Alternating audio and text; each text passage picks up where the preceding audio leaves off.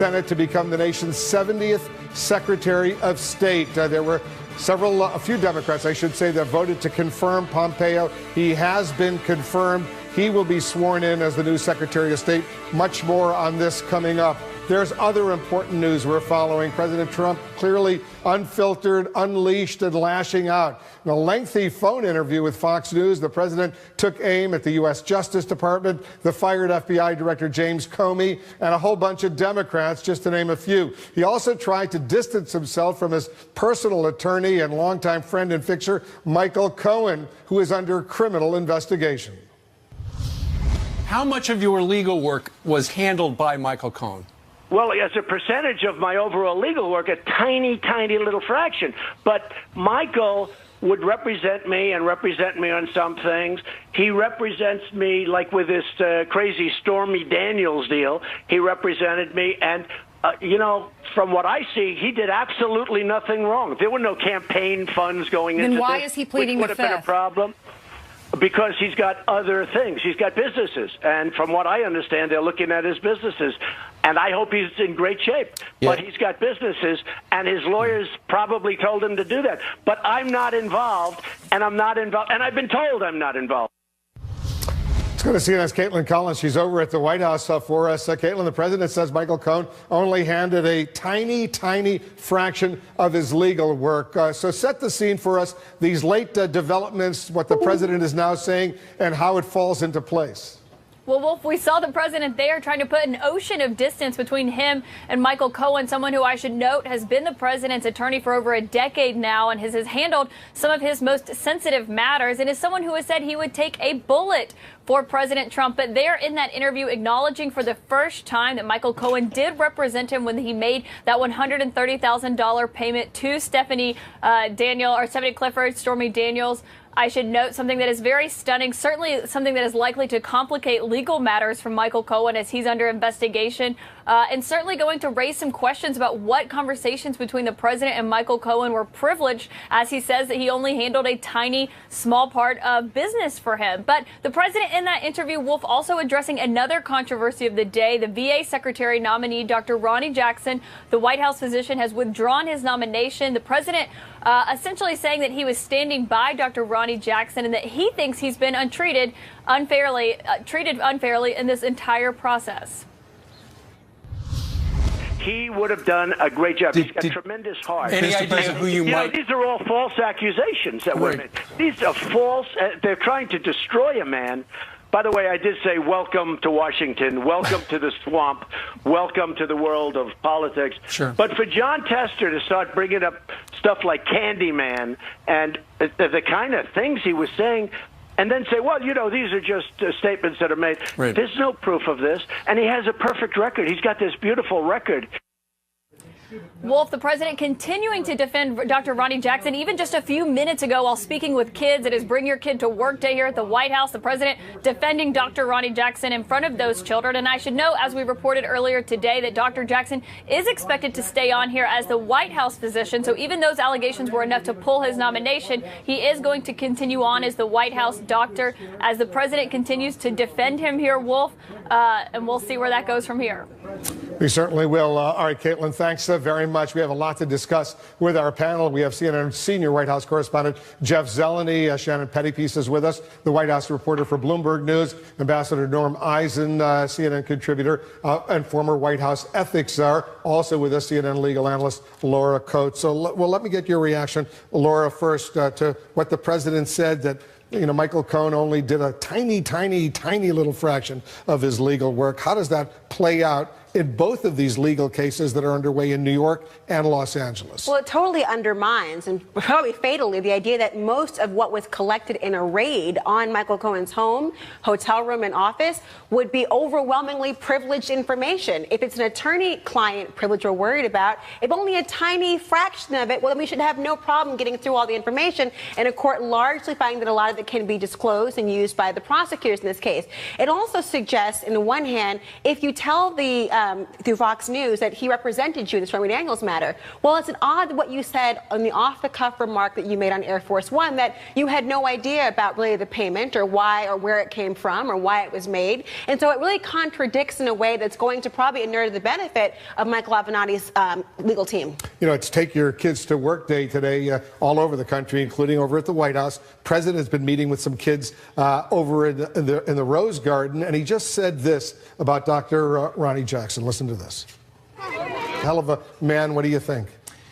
Wolf, I know him from my White House days. Dr. Jackson. Dr. Jackson. And I don't think he was treated unfairly. He was never qualified for this job. The president is the one who treated him very unfairly by not vetting him. We know the mere fact that he had a security clearance is no substitute for a vet. In fact, I wrote in the New York Times that vets often bring out other details. That's happened now. We don't know how much of it would have been borne out in congressional hearings. The allegations are very troubling. This is a nomination that never should have been made. Dr. Jackson was not qualified. I feel sad for him, but also sad for the country that the president has cast the process through his improvisation in such a mess. Shannon, because the president keeps blaming what he calls obstructionist Democrats. And now the question is, okay, when can we get a VA secretary in there? Now someone else needs to be named. You would presume they will go through a vetting process more thoroughly with the next person. You've got a Secretary of State who's just getting through. We need a new CIA director, a Secretary of the VA, possibly a new head of the EPA.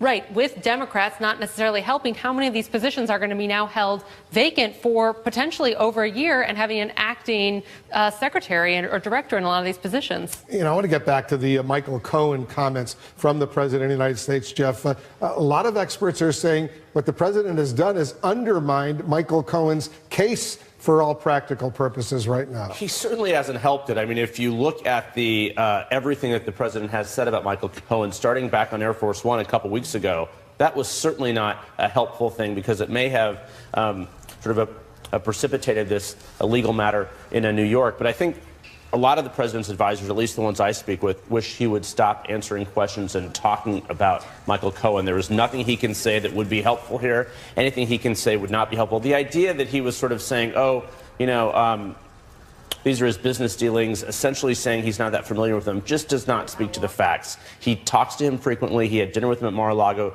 just a couple weeks ago. He was knee-deep in the Stormy Daniels situation here. So I think that, you know, the president is not helping Michael Cohen. Back to Dr. Ronnie Jackson for just 1 second. We should point out, for the record, Republicans were also raising questions about this confirmation. The president, the White House are saying, oh, it's John Tester only. That simply is not true. Republicans had concerns. No one was coming to his defense there. I talked to a senior White House official who acknowledged just a short time ago, said, we did him no favors, him meaning Dr. Jackson here. So they didn't vet him.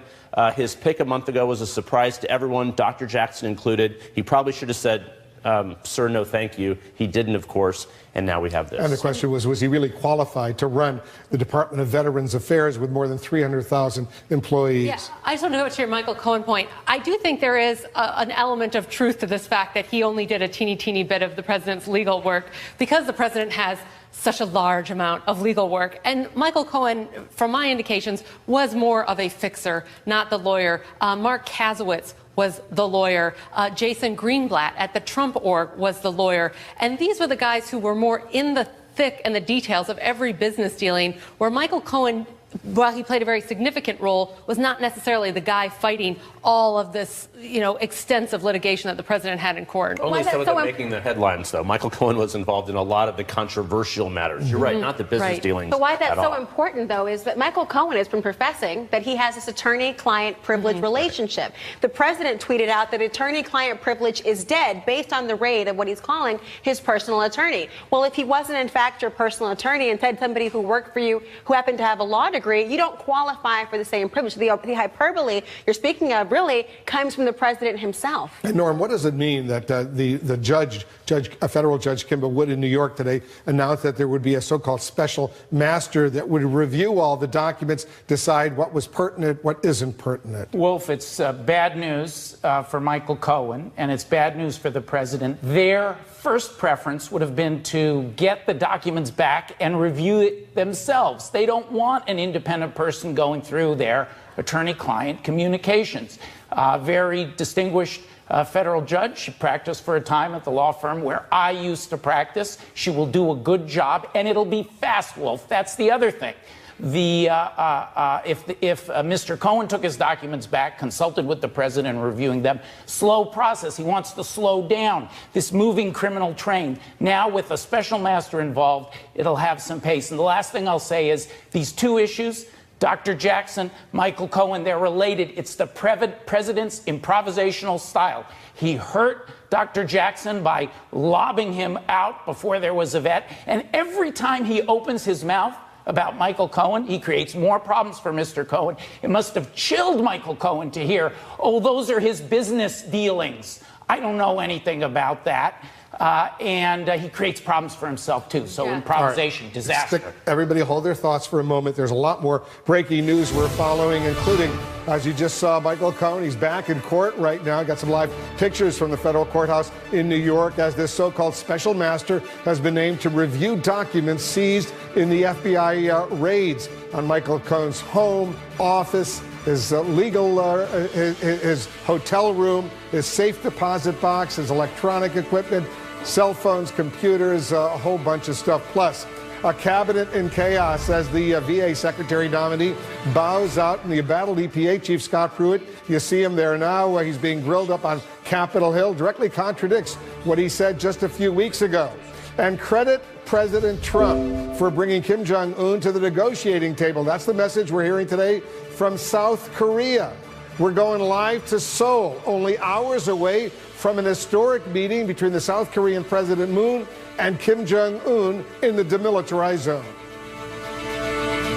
Scott Pruitt, the president's controversial EPA chief, facing questions right now at a House hearing. It's the first of two hearings for Pruitt today. He's going to be a pretty busy guy. And there was plenty of ground to cover. His expensive security demands, for example, the fate of staffers who questioned Pruitt's management, his $43,000 soundproof booth, an expenditure that reminds many of HUD Secretary Ben Carson's $31,000 dining room table. Listen to this. I did have a phone call that came in of a sensitive nature, and I did not have access to secure communications. I gave direction to my staff to address that, and out of that came a $43,000 expenditure that I did not approve. That is something that should not occur in the future. You're not taking responsibility for the $43,000 that was spent in your office. You're saying that staff did it without your knowledge? Career individuals at the agency took that process through and signed off on it all the way through. Okay, so you were not involved in that? I was not involved in the approval of the $43,000, and if I'd known about it, Congressman, I would have refused it. Would you agree that public officials should be held to the highest standards of ethical conduct? I believe that, yes. All right, let's get back to our panel. Shannon, how do you think he's doing? Well, if the president's watching, he probably won't think he's doing very well, because he seems to have stepped on this issue of whether or not he knew about these raises, where he ended up saying that they had been requested.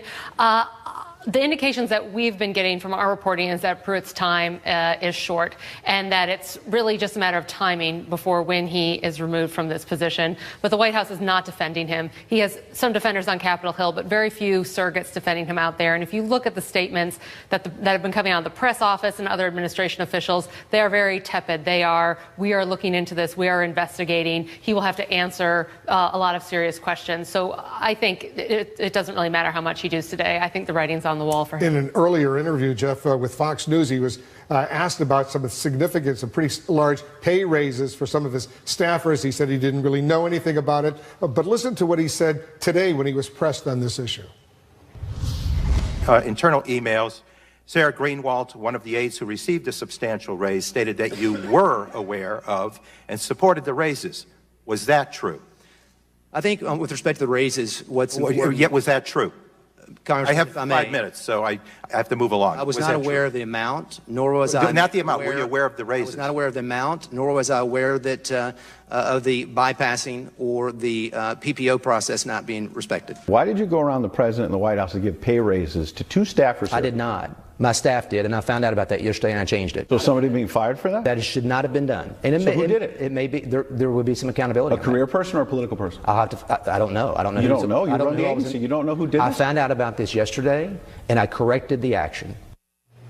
All right, so what do you think? I mean, to be charitable there, he's not fully aware of what's going on. The reality is, though, that Fox News interview with Ed Henry was intended to clear things up. Obviously, that didn't happen.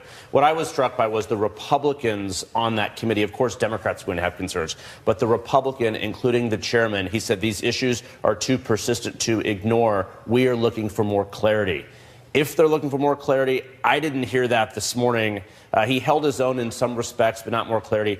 Shannon's right. Our reporting is indicating the same thing. He's a short timer in every respect.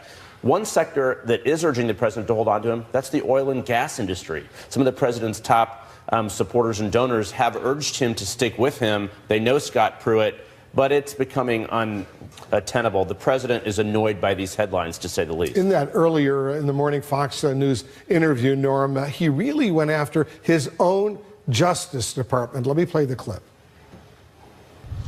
They have this witch hunt going on with people in the Justice Department that shouldn't be there. They have a witch hunt against the President of the United States going on. I'm very disappointed in my Justice Department. But because of the fact that it's going on, and I think you'll understand this, I have decided that I won't be involved. I may change my mind at some point because what's going on is a disgrace. It's an absolute disgrace. So, Norm, the Attorney General of the United States is a Republican. The Deputy Attorney General of the United States is a Republican. The FBI Director is a Republican. Robert Mueller, the Special Counsel, is a Republican. Hold on for a moment. Michael Avenatti, I think we have that. He's just emerged from the courtroom. He's the lawyer for Stormy Daniels. I want to just listen to hear what he's saying. That's what I think. I thought it was exceptional for our case, and I thought it was disastrous for him. I think there's no question it implicates him, and I do not believe there is any way you can reconcile what the president said on Fox and Friends with his statements on Air Force One, with the prior statements of Michael Cohen. Those are all irreconcilable, and that is a significant, serious problem for Michael Cohen and the president. Michael, when the president says that Michael Cohen did a tiny percentage of his legal work for him, what significance does that have on privilege today? Well, I think it could have a significant issue as it relates to privilege. Michael,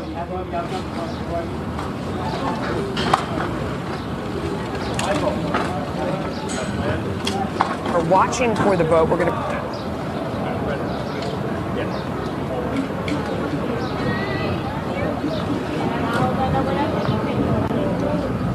I'm still with you.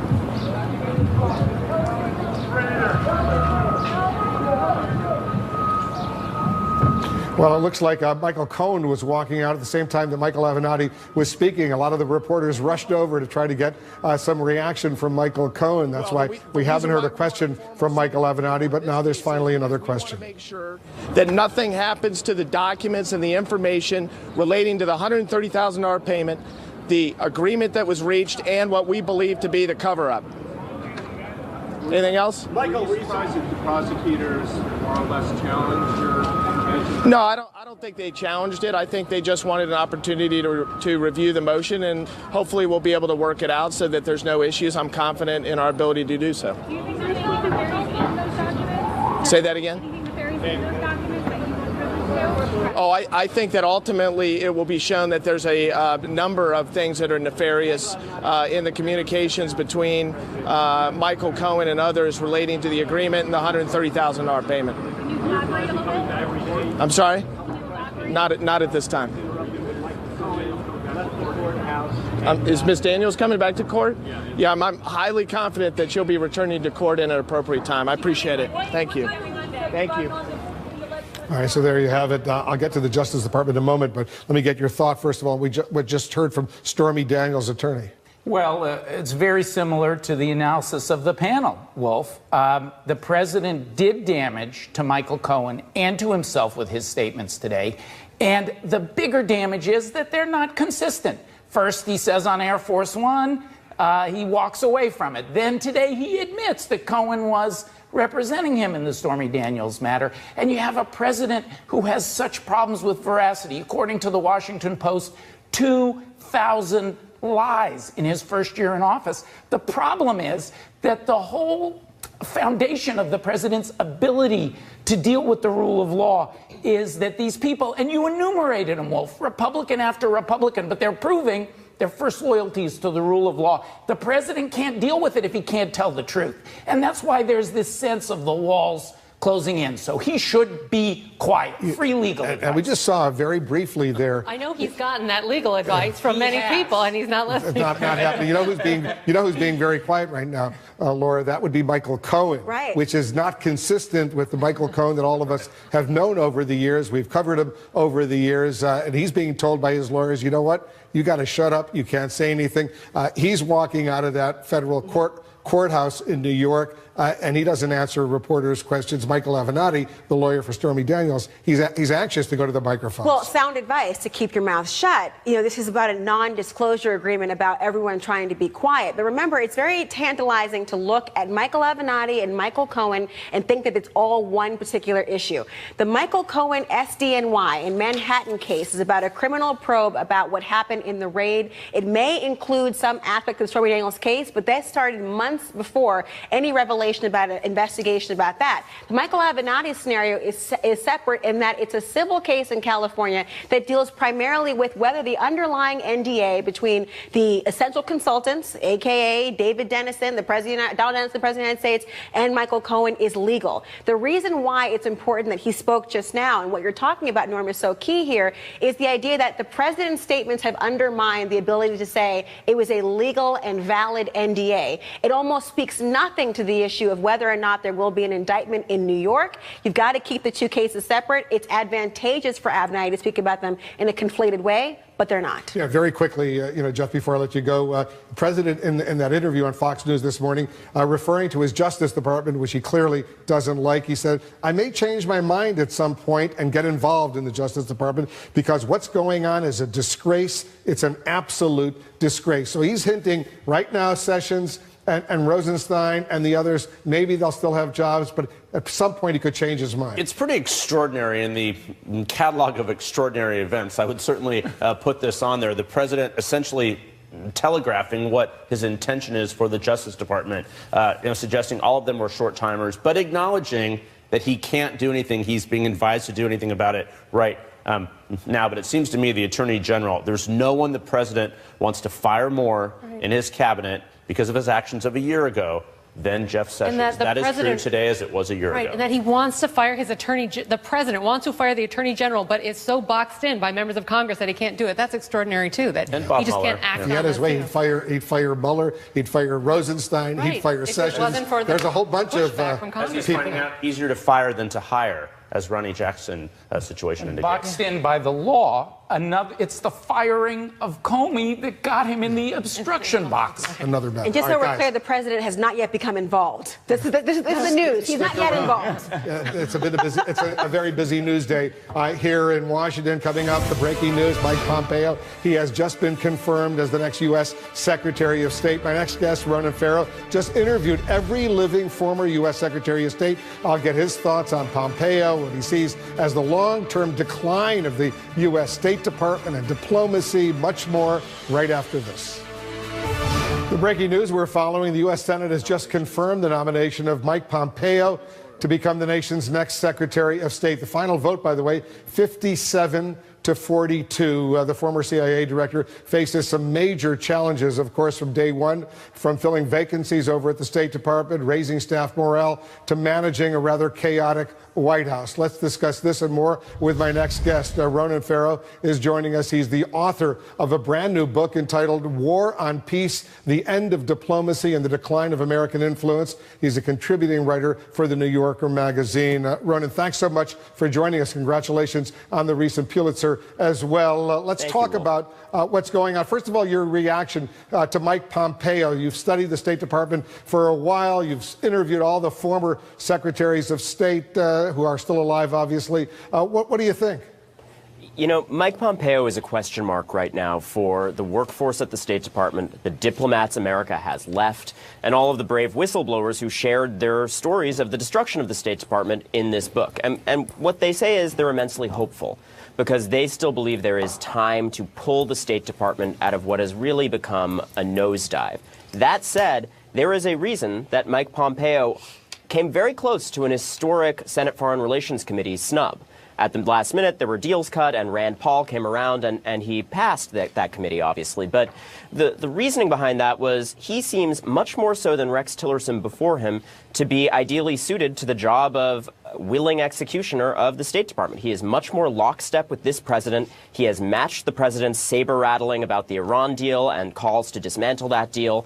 So there's a lot of unanswered questions, but also a lot of hope right now, Wolf. The book, The End of Diplomacy, The Decline of American Influence, that's the subtitle, War on Peace. How long has the State Department been on the decline? So right now, obviously, we see these headlines. Purge at the State Department, battle against the State Department, embassies sitting empty around the world, critical posts just not being tended to. We no longer have negotiators and peacemakers in some of the most important confrontations in the world. That said, this isn't unprecedented, which is another word that gets thrown around a lot in these headlines. We can look at recent history and see very clearly what happens when we shortchange diplomacy. This is a new extreme, but if you look, for instance, at the Clinton administration, where there was a 30% cut over the course of the 90s to diplomacy and development, the results of that were devastating. Embassies underfunded around the world, embassies closing, 2 government agencies closed and folded into the State Department in a really inadequate way. Those were devoted, by the way, to information and arms control, 2 priorities that are among the most important in the world right now. So in retrospect, this was a really bad move, and it left us very unprepared in terms of diplomatic capacity after 9/11. So why is diplomacy, from your perspective, Ronan, more important now than ever? Right now we face an array of complex challenges from, a rising Iran and the controversies around the deal with Iran to North Korea now similarly coming to the fore as a potential nuclear threat. Look, these are all great illustrations of why we need negotiators and peacemakers and experts. Yes, Donald Trump can sit down leader to leader with the North Koreans. But what every expert who has been involved in decades of North Korea diplomacy says is time will tell if that's a good thing. We can get played when we go toe-to-toe with the North Koreans. They have lied to us before, and succeed or fail, what's clear is that approach is not embedded in a long-term strategy, not embedded in any kind of considered expertise, and that is what we lose when we sacrifice our diplomats. It makes our country less safe around the world. As you know, the French President Emmanuel Macron, he was here in Washington earlier this week. Essentially, we're told on a rescue mission, he was trying to save the Iran nuclear deal, which the president, of course, hates. It doesn't appear he managed to sway the president. He's going to make up a final decision by, May 12th. If the U.S. pulls out of the Iran nuclear deal, how will that change the equation as far as diplomacy, State Department officials are concerned? People are terrified about this prospect, Wolf. Everyone around the world watching this is terrified. You see even Macron coming in and saying, yes, maybe a new alternative deal seems to be a concession, a Hail Mary pass designed to not sacrifice this thing wholesale. One of the key concerns I'd highlight is not only does a unilateral sabotaging of the Iran deal, yes, a genuine source of controversy, but also, without doubt, a substantive deal that has had some strides, they haven't cheated yet, would drive a wedge between us and our European allies. But more than that, it sends a message to other rogue regimes. Why would North Korea ever come to the table if they know we just back down from these deals? Ronan Farrow's new book is entitled War on Peace, The End of Diplomacy and the Decline of American Influence. Ronan, thanks so much for writing the book. Thanks so much for joining us. Thank you, Wolf. Coming up, much more on the latest developments involving the president's longtime lawyer, the fixer, the friend, Michael Cohen. We'll be right back. Taking direct aim today at the Justice Department. Listen to this. They have this witch hunt going on with people in the Justice Department that shouldn't be there. They have a witch hunt against the President of the United States going on. I'm very disappointed in my Justice Department. But because of the fact that it's going on, and I think you'll understand this, I have decided that I won't be involved. I may change my mind at some point because what's going on is a disgrace. It's an absolute disgrace. All right, joining us from Capitol Hill right now, the Vermont Senator Patrick Leahy. He's a Democrat. He's a key member of the Senate Judiciary Committee. What do you think when he says that what's going on at the Justice Department is a complete disgrace? You know, both Republicans and Democrats up here say they never heard anything like that. The president sounded almost hysterical. No president is above the law. Basically, President Trump says he has to be above the law. Nobody else is. That's not the way it works. Richard Nixon found that out. And you can't attack the Justice Department. You can't attack law enforcement that way, especially those thousands of career people. I have no idea whether they're Republicans or Democrats. They're just doing their jobs. I was a prosecutor. I could not imagine anybody attacking me in this kind of a political way. That's why this morning, overwhelmingly, the Senate Judiciary Committee, Republicans and Democrats together, voted out a bill to protect the special prosecutor.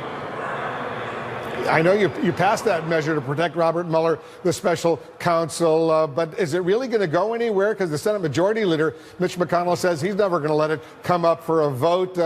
He repeatedly has stressed that even if it were to pass, the president would veto that legislation. So are you simply seeking to send a message with this committee vote? I would much prefer to see the bill signed into law, but the message ought to be very, very clear. Republicans and Democrats alike saying, you keep your hands off a criminal investigation. Nobody is above the law. The president is trying to act as though he, of all Americans, is above the law. Well, as we showed during the time of Richard Nixon, that's not the case. I don't care whether the president is a Republican or Democrat. They're not above the law any more than you and I are, Wolf. The Attorney General, Jeff Sessions, as you know, he appeared before your committee this week. He was asked about recusal from the Michael Cohen case in the Southern District of New York, a separate federal case that's going on.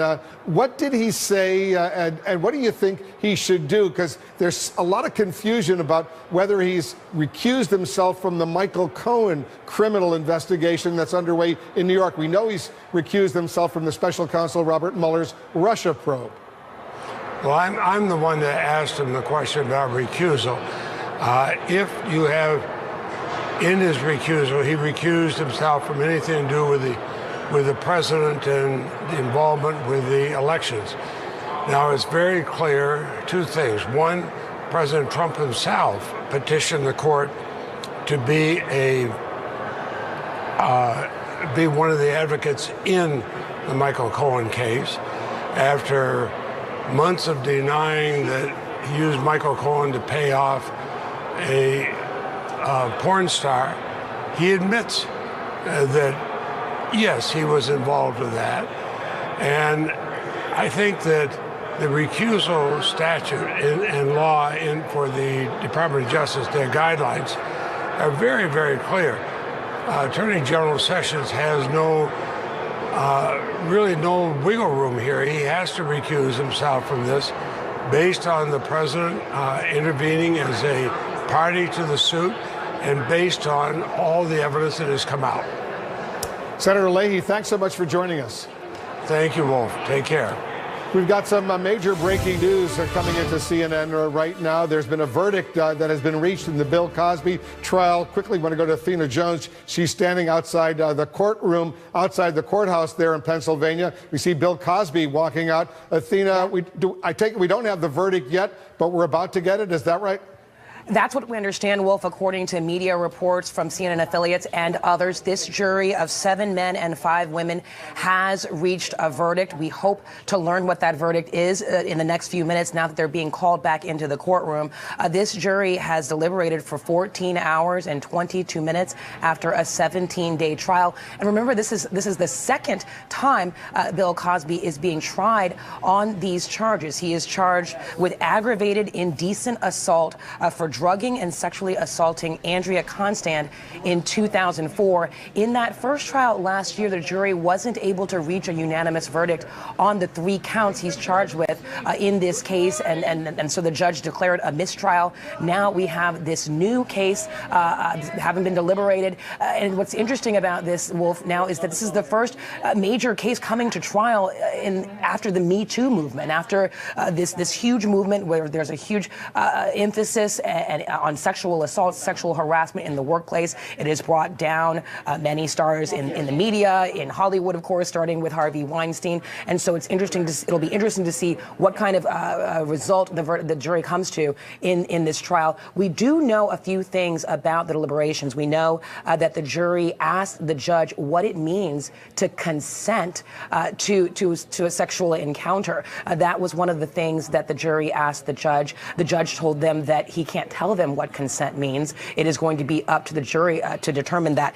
Just quickly on the specific counts Cosby is charged with. He's charged with penetrating the genitals of a complainant with part of his body without the complainant's consent. He's charged with doing the same while the complainant was unconscious. This complainant, of course, being Andrea Constand.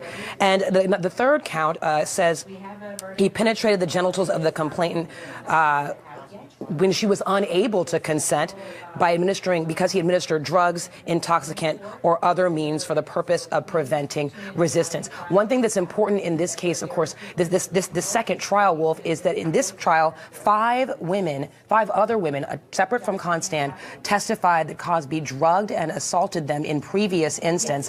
And the prosecutors say this establishes a pattern of behavior by Bill Cosby. So that is information that was part of this trial. And one thing I should note is that Cosby's attorneys are saying, look, yes, Cosby did have a sexual encounter with Andrea Constand, but it was consensual. They say that Bill Cosby says when Constand told him to stop, he stopped. His attorneys say this is a witch hunt, a phrase we've heard a lot lately. He also says lynchings and McCarthyism. We're just being told that he has been convicted on all 3 counts. So all 3 counts of aggravated indecent assault, punishable by up to 10 years in prison. Each count, Laura Coates is with us, our legal analyst as well. That would be 30 years if you add them up, but he could serve potentially all of those convictions concurrently.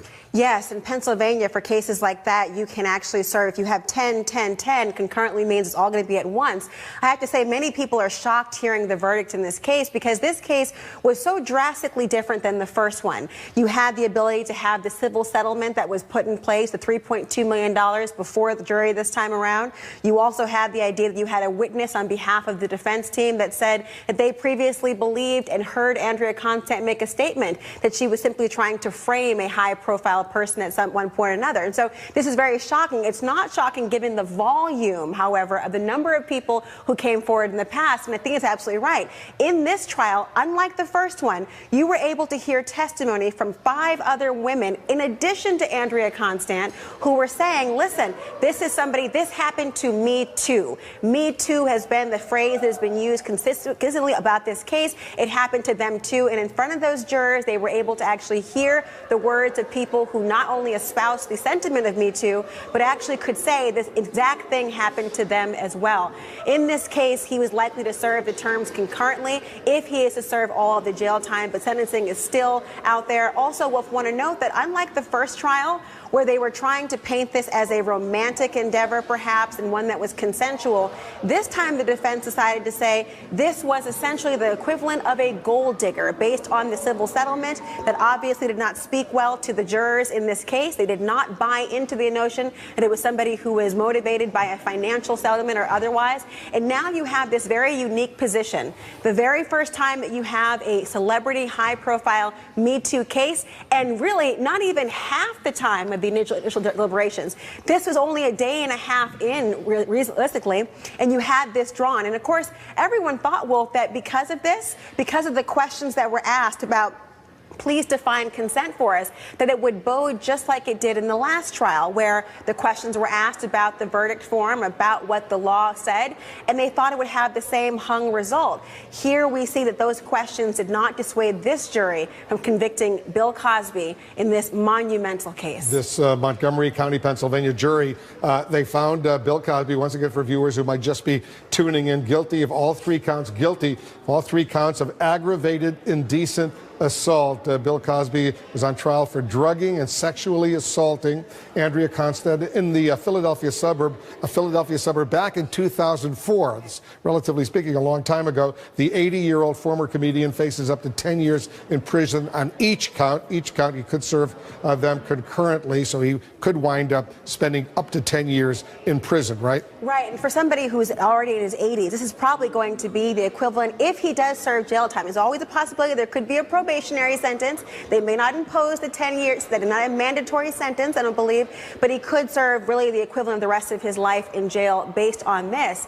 And you know, not only is this really significant in this entire Me Too movement, it also does speak volumes about the power of deposition testimony. Remember, Bill Cosby, for a large part of the first trial, was fighting the idea of having his earlier deposition that led to a civil settlement for Andrea Constand and led to that $3.2 million settlement. He was fighting to keep the information about his previous use or distribution of Quaaludes out of the hands of any jury. Now you see the impact of that civil deposition on a criminal case, which of course we know in our time right now, talking about other very important cases in the United States of America, the idea of being able to depose somebody can have extremely significant consequences on the criminal trial, and we see that here. That and the court of public opinion played a very prominent role. For example, you had more than 50 women who came forward to accuse Bill Cosby over the course of the past several decades. We all remember that. I think it was a New York Magazine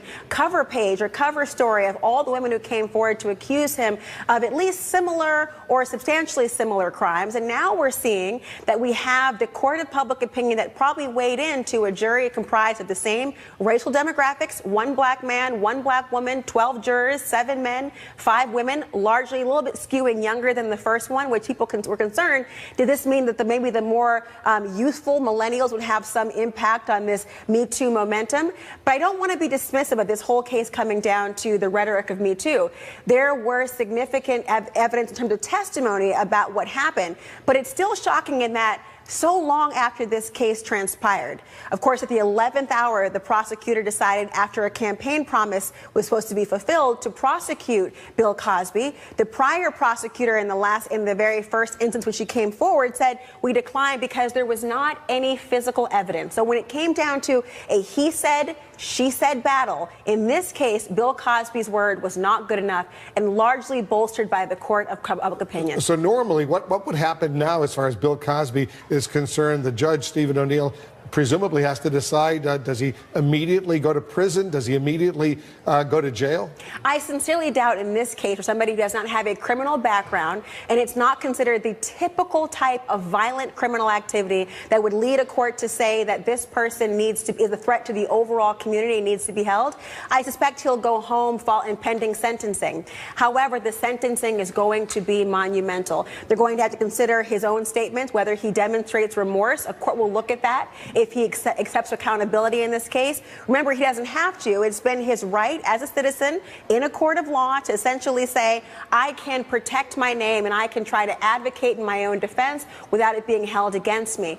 Here, I think the court will have a sentencing memorandum read for them. They'll have interviews conducted, and they're also going to have, very importantly, victim impact statements in a case like this, where you actually get to hear the opinion of the victims in this case, of probably just Andrea Constand, not everyone was able to speak about what they would like to see happen. A court will take that into consideration, although it may not rule the day. Either way, Bill Cosby is going to have a conviction of aggravated indecent assault, as a sexual assault-related crime that is really shocking to those who remember him as a very different man in the public eye. We're waiting for Bill Cosby and others to emerge from that courthouse in Norristown, Pennsylvania. Athena Jones is still with us. Athena, you've been covering this trial. What else are you learning? Well, we know a little bit more about the jury's deliberation. We talked about how long they deliberated. It's 14 hours, 22 minutes. We talked about one of the questions they had for the judge that led a lot of folks to say, wait, if the jury is not sure about what consent really is, what it means, then where are they going to go with this ruling? Now we know the verdict, but one more thing I should mention about the deliberation. We know that the jury, Laura brought up that 2005 deposition in the civil case that Bill Cosby gave that was sealed and eventually unsealed by a judge in the last couple of years in July of 2015. So this jury asked for the judge to read back some of that deposition, some of that testimony, specifically when Cosby admitted to giving Quaaludes to a woman. Those are, sedatives to a woman in Las Vegas. His admission that he procured Quaaludes for women he wanted to have sex with. They also read back a portion of that testimony from Cosby where he says that he, had a romantic interest in Andrea Constand from the moment he saw her, from the first time he saw her. He described his descriptions of Constand coming to visit his house. He described their encounter. So it's very, very clear the jury was being very careful going through the elements of this case, trying to figure out what verdict they should reach. And it's clear that these 7 men and 5 women believed Andrea Constand, which is fairly significant in a case that has been he said, she said. And I do think that this Me Too movement that has happened had something to do with that, with their willingness to believe Andrea Constand, in addition to Cosby's own admissions and these other 5 women. Laura Coates mentioned dozens of women who have come forward. Well, 5 were allowed to testify, and that certainly had some sort of impact here. Well, Bill Cosby convicted, all 3 counts, aggravated indecent assault. Mark Garagos is joining us on the phone, CNN legal analyst, criminal defense attorney. What do you think, Mark? Well, I think, look, the biggest mistake Cosby made is he never should have let Brian Monahan leave his defense team. It's somebody who's, he tried the first case. He picked a whale of a jury the first time around. He's well respected there. It's always tough, and I never recommend, I get asked this all the time, to parachute into state court cases when you're an out-of-towner. And if you don't know the nuances, and Mesro, he had a win, more than 10 years ago in Jackson, but you can't be a one-trick pony and just come in and parachute into some jurisdiction, because in a case like this, jury selection is everything. And if you don't know the nuances of the Philadelphia suburbs and who lives where, and then this idea that he was going to take no prisoners, basically, with her and with the others, and kind of one speed or one size fits all with witnesses. This is not surprising to me. I said it early on that I didn't, and I said last time it would be Hunt, and I thought Brian did a marvelous job. But this case was just a textbook disaster from start to finish on this trial. So he's not going to be awaiting sentencing, Mark, and then I assume at some point they could try to appeal, right? Yes, absolutely. I guarantee you they're going to appeal. They probably will appeal. I mean, one of the first issues will probably be not answering the question as to consent. I know that there's no definition, and it's always fraught with danger when a juror asks a question. You never want to get too interactive. But that's probably going to be, my guess is the first thing that you would do is you try to get a hold of the jurors, you try to interview the jurors, you try to see if there was anything untoward that happened in the jury deliberation room.